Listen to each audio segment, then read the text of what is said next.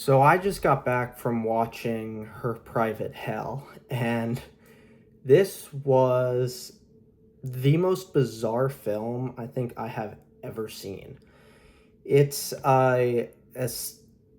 very futuristic science fiction set world mixed with like serial killer horror genre, like those two types of like genres mixed into one film.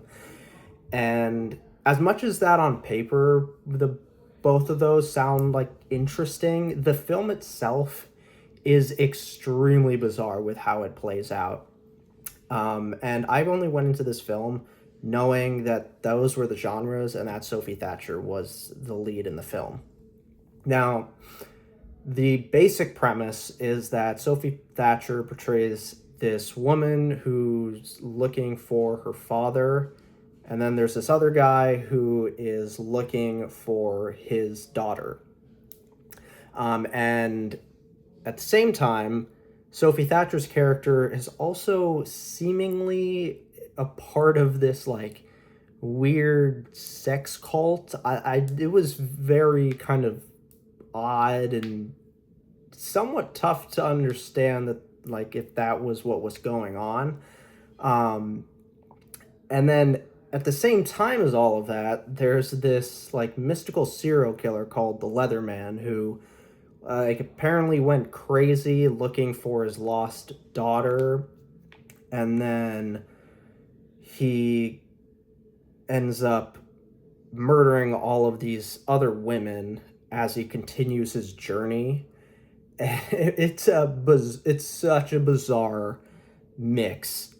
I the things that like kind of is like somewhat enjoyed, respected about the film was visually it's a very cool film to look at with its sci-fi style, and the kills that we do get from this serial killer are very nasty and kind of shocking.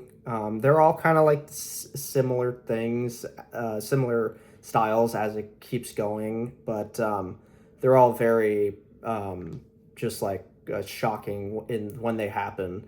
Once you get to those parts of the film, as everything else is going on around it. Now, the the problem with this film though is it's an hour and 50 minutes, and the way it's paced and edited and shot, it feels like it's 2.5 hours. So ironically, with the title called Her Private Hell, this genuinely feels kind of like a hellish experience to really get through. Sit and get through, because you're sitting there and the scenes, I swear, each scene feels like it's going on for like at least 20 minutes with each scene that continues on in the film. So by the time you get to the end, you generally feel like you've just watched like an epically long film when you really didn't at all. So that like really bogged this film down, and it was a big issue with it.